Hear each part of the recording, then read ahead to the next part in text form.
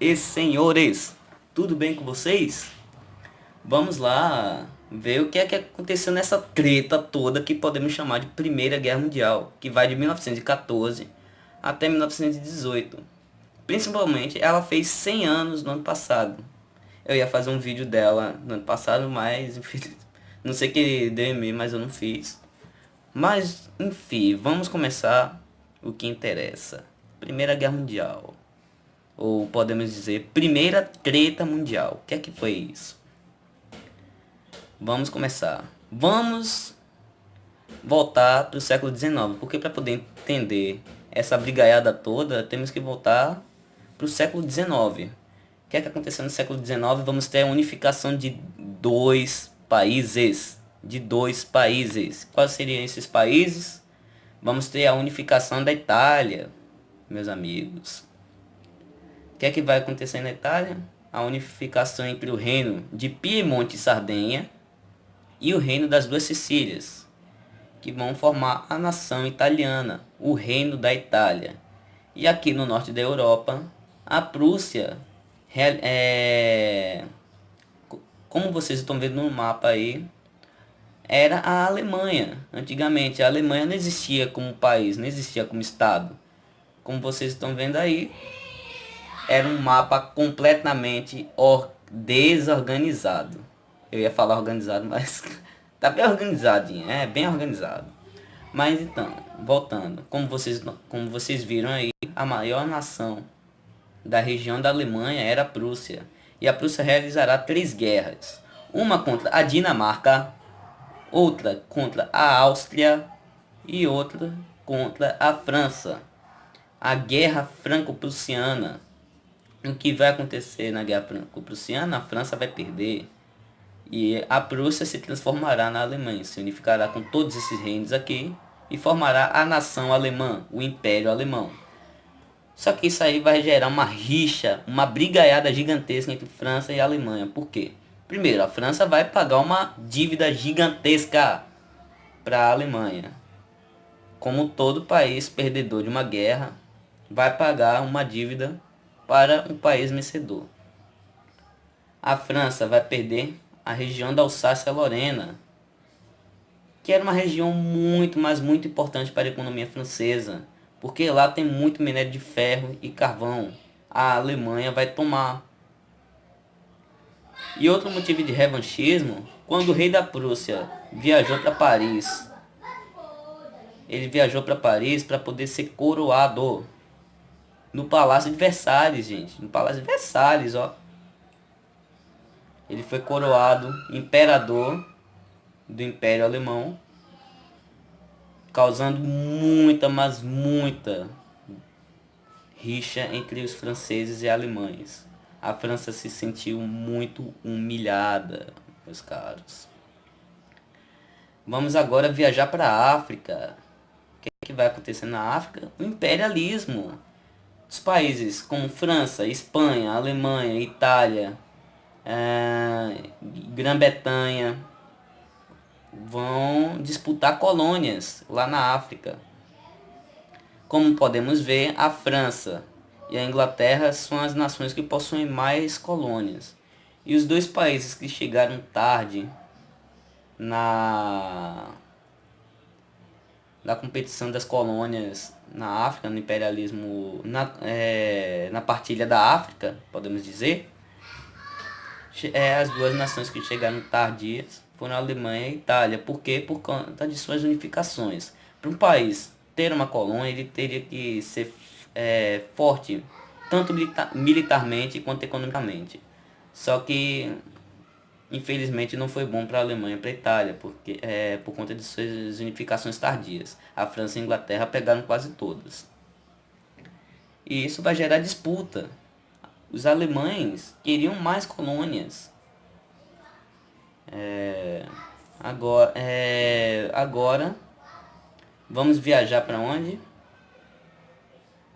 Para os Balcãs, meus caros. Outra região muito, mas muito problemática. Por quê? Vamos ter um país em específico chamado Sérvia, que tinha um plano chamado Grande Sérvia. O que consistia esse plano? Anexar essa região que se chamava a região da Bósnia, onde hoje se localiza a Bósnia-Herzegovina. Por quê? Porque a, a Sérvia não tinha saída para o mar. E para poder ter uma saída para o mar, ou melhor, para escoar os seus produtos, ela tinha que pagar um empréstimo para o Império Austro-Húngaro. Mas os sérvios não queriam isso, eles queriam anexar essa região para poder não ter essa dificuldade de ter que ir pagar empréstimos. Iam ser barrados burocraticamente.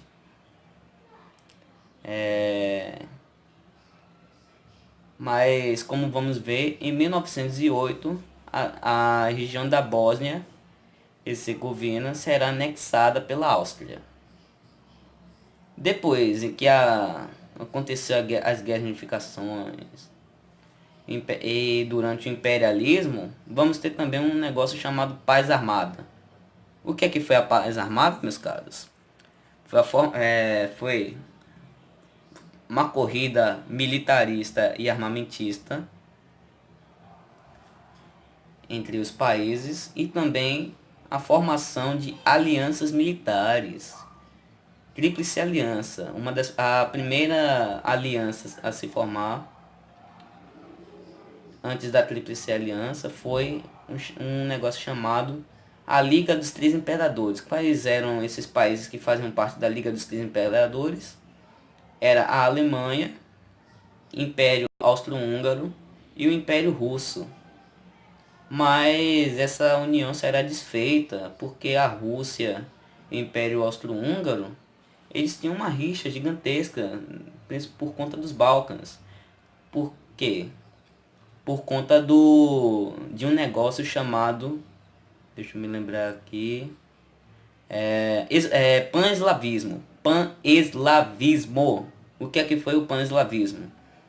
O pan-eslavismo era uma doutrina em que a mãe Rússia ela iria unir todos os povos eslavos e mostrar para eles a supremacia diante de todos, a teoria do darwinismo social. Que era a teoria do darwinismo social?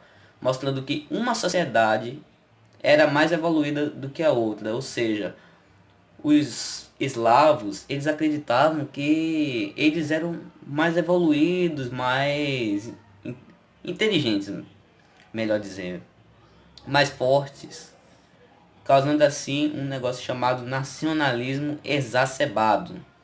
Isso é um nacionalismo muito, mas muito exacerbado. Mostrar para todo mundo de forma desigual que eles eram muito mais fortes do que os dos outros, oprimindo os outros povos.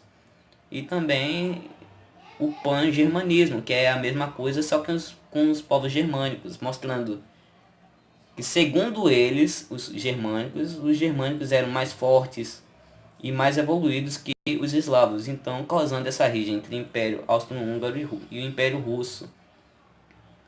Principalmente porque o Império Russo era cheio de muitos povos. Além de germânicos, existiam ucranianos, poloneses, sérvios, romenos, muita gente de origem eslava.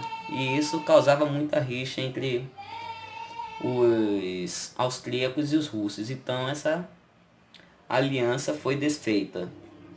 Aí o que é que vai acontecer? Vamos ter a formação de duas alianças. A Tríplice Aliança, que vai ser a aliança entre a Alemanha, Áustria-Hungria e Itália. E a Tríplice Entente, que vai ser entre a Rússia, o Império Russo, a França e a Inglaterra, Reino Unido.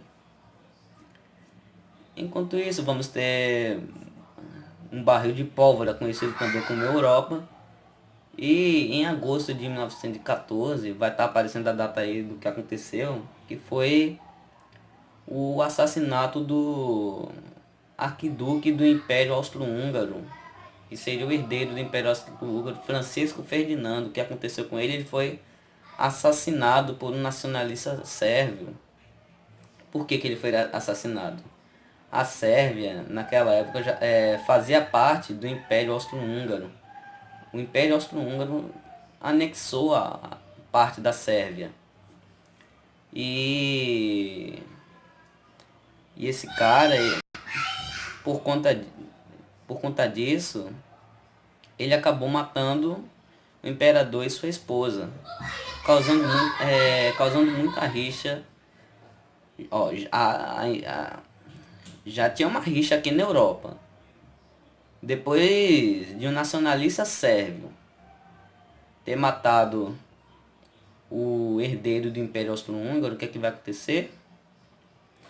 O Império Austro-Húngaro vai mandar uma carta de exigências para a Sérvia vai recusar, e a Áustria acaba então declarando guerra para a Sérvia por conta de uma pessoa, por conta da morte de uma pessoa. E essa pessoa era a mão dos russos. Lembre-se do pan-eslavismo. Eles não queriam ficar sob a supremacia germânica, eles queriam mostrar a supremacia eslava. Os austríacos vão declarar guerra contra a Sérvia e a Alemanha acaba declarando guerra também. Mas quem vai atacar primeiro é a Alemanha, num plano denominado Plano Schlieffen. O que é que foi o Plano Schlieffen? Era um ataque simultâneo para a Rússia, a partir dessa região aqui, a região da Prússia, e a França, via Bélgica.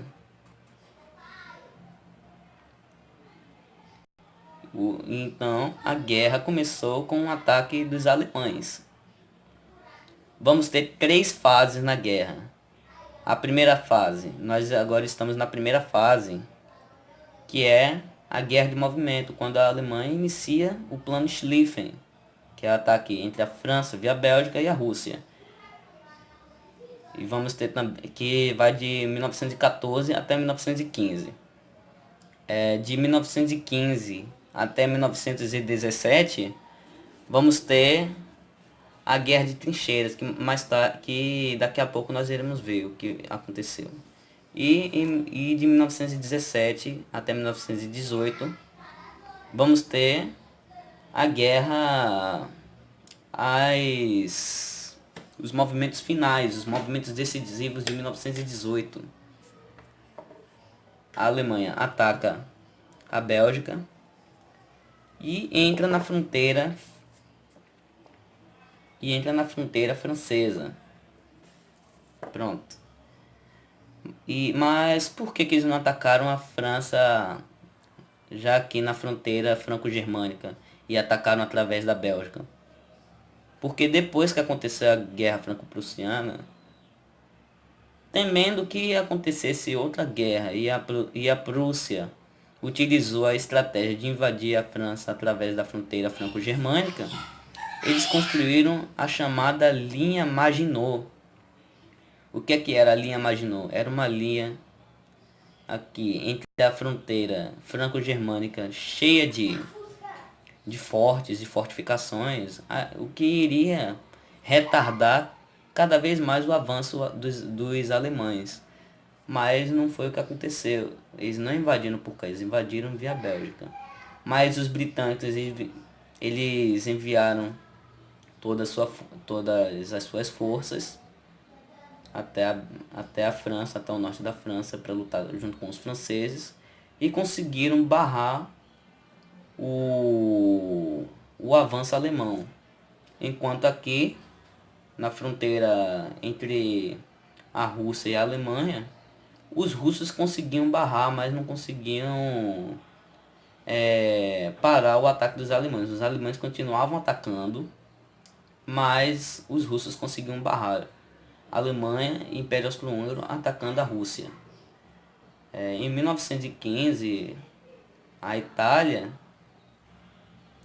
vai dar uma de traidora. Ela vai sair da Tríplice Aliança. Por quê? Porque a França e a Inglaterra enviaram um acordo para o Reino da Itália dizendo que se juntasse a eles, eles iriam ganhar mais territórios. A Itália aceitou essa opção e foi lutar ao lado dos ententes. Mas vai entrar duas novas nações para a guerra. Vai entrar a Bulgária ao lado da Alemanha. Ao lado da Alemanha e do Império Austro-Húngaro vai entrar a Bulgária e o Império Turco-Otomano, que era a nação mais antiga que existia aqui na Europa, desde a queda do Império Bizantino.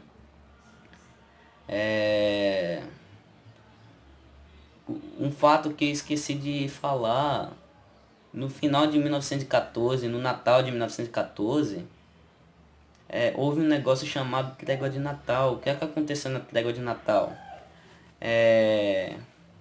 As trincheiras já estavam tão próximas umas das outras que os soldados alemães eles resolveram confraternizar com os britânicos. Já que era dia de Natal, eles resolveram confraternizar. Em vez de batalhar um contra o outro, eles resolveram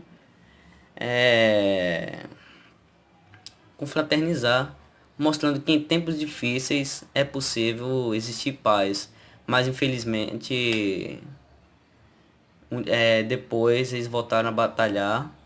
Os seus generais não ficaram contentes. Os generais franceses e alemães não ficaram contentes com o ocorrido. E a guerra iria terminar naquele dia, mas infelizmente não foi o que aconteceu. Vamos agora entrar na segunda fase, a Guerra de Trincheiras, que vai de 1915 até 1917. Mas o que foi a Guerra de Trincheiras? Os alemães eles não conseguiam mais avançar. Os britânicos e os franceses eles conseguiram barrar os alemães. Aí o que é que vão construir por aqui nessa região? Vão construir trincheiras, isso mesmo. O que é que são trincheiras? São buracos escavados, como vocês estão vendo nessa foto aí, é um exemplo de uma trincheira. São buracos escavados onde os soldados ficavam para poder ficarem mais protegidos de ataque de bomba, de artilharia, de tiro. Mas viver numa trincheira era uma das piores coisas que poderia existir no mundo, era viver dentro de uma trincheira. Por quê? Mau cheiro, a higiene muito ruim. Eles enterravam as pessoas. Era comum ver túmulos de pessoas dentro das trincheiras também. Muita gente morria por conta das doenças, por conta da má higiene, e eles costumavam enterrar os cadáveres próximos ou até mesmo dentro das trincheiras. E existiam também muitos vermes, ratos. Era comum também ver muitos ratos comendo os alimentos, as rações dos militares.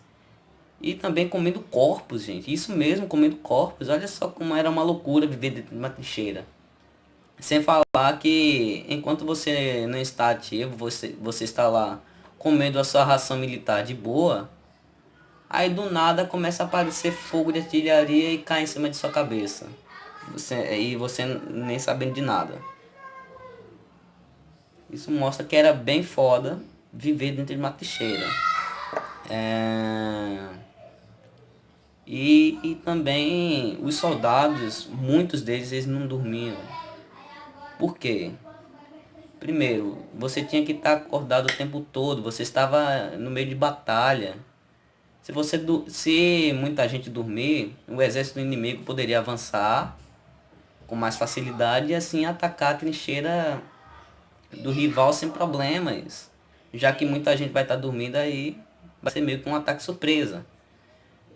E outro motivo, porque era disciplina militar. Aquelas pessoas estavam submetidas ao regime militar. Como nós sabemos, no regime militar você não pode dormir. outro motivo para os militares não dormirem durante a batalha.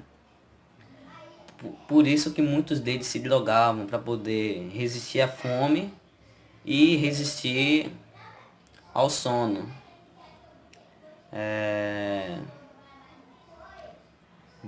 Voltando para a guerra, nós temos a segunda fase, a Guerra de Trincheiras, que vai de 1915 até 1917.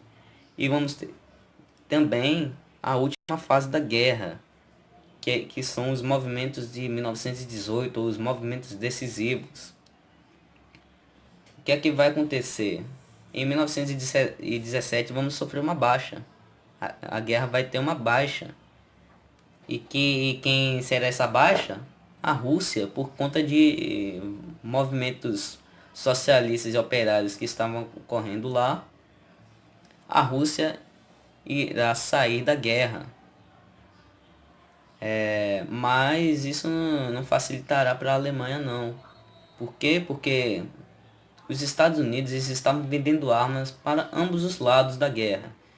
E já que tinham mais dinheiro, tinham treinado cada vez mais militares, eles entraram com força total para a Europa para acabar de vez com a Alemanha. E foi o que ocorreu. Em 1918 a Alemanha se rende, a Tríplice Aliança toda se rende. Mas antes da Alemanha se render, a Alemanha estava sofrendo vários movimentos anarquistas, socialistas, operários e liberais. E eles não queriam mais a guerra. Esse pessoal todo aí não queria mais guerra. E fez com que o imperador Guilherme II abdicasse do trono. E depois a Alemanha se rendeu. E em 1919 vamos ter um negócio chamado o Tratado de Versalhes. O que vai acontecer? A França vai ter o território de volta de Alsácia-Lorena. Vamos voltar aqui. Agora corrigindo o mapa. A França vai ter seu território de Alsácia-Lorena de volta. Pegou seu território de volta. A Alemanha irá perder mais territórios. Aqui na região da Prússia principalmente perdeu vários territórios aqui onde eu estou apagando. A Alemanha deixa de ser uma monarquia, se torna uma república, a República de Weimar. O Império Austro-Húngaro será totalmente desfeito. E onde existia o Império Austro-Húngaro, vai existir a Áustria, a Tchecoslováquia, e uma nova nação chamada Iugoslávia, o Reino da Iugoslávia. Onde existia a Sérvia, vai virar Iugoslávia. Vamos apagar mais aqui.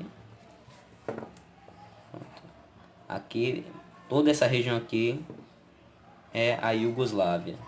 Aqui, Tchecoslováquia, e aqui será formada a Polônia. A Finlândia se transformará em país. Nós teremos os países bálticos, Estônia, Lituânia e Letônia, que formarão o chamado cordão sanitário. O que seria o cordão sanitário? Como a Rússia se transformou, estava sofrendo movimentos socialistas operários, a França e a Inglaterra tinham medo de que os movimentos socialistas se espalhassem para o resto do mundo. E esses países aqui, eles eram pró-Estados Unidos. Onde estou passando com o lápis aqui, eles eram pró-Estados Unidos. Se caso ocorresse algum movimento socialista em um desses países, a França e a Inglaterra iriam montar um exército junto com os norte-americanos e enviar até esse país para poder reprimir esse movimento. Voltando para as sanções que a Alemanha estava sofrendo. A Alemanha vai pagar uma indenização gigantesca, vai perder territórios, vai deixar de ser uma monarquia, vai virar uma república. Não, agora, ela não pode ter mais um exército passando de mais de 100 mil homens. Ela não pode mais desenvolver submarinos. Ela não pode mais desenvolver aviões. Eis aqui a Primeira Guerra Mundial. Vamos falar agora das tecnologias que surgiram na Primeira Guerra Mundial. A começar do rádio. Antigamente, os soldados, os militares, eles entregavam mensagens por meio de pombos, correios. Eles amarravam um papel num pombo e enviavam o pombo até o general para ver o que é que o general poderia fazer, se iria recuar os exércitos, se iria avançar os exércitos. Agora, com o rádio, ficaria cada vez mais fácil a comunicação. Não precisaria mais usar tantos pombos correios. Até porque muitos pombos correios morriam por ataque de artilharia, ataque de bala. Não era muito eficiente, melhor dizer. O uso do telefone também. O uso do telefone em campo de batalha. O tanque de guerra. O mais famoso na Primeira Guerra Mundial foi o tanque Mark I, produzido pelos britânicos, que foi muito utilizado na batalha, se eu não me engano, a batalha que ele foi muito usado tá aí escrito, não me lembro mais. Mas ele tinha um sério problema, que ele caía nas trincheiras, ele tombava nas trincheiras. Aí qual era a estratégia? Eles amarravam várias toras de madeira no tanque.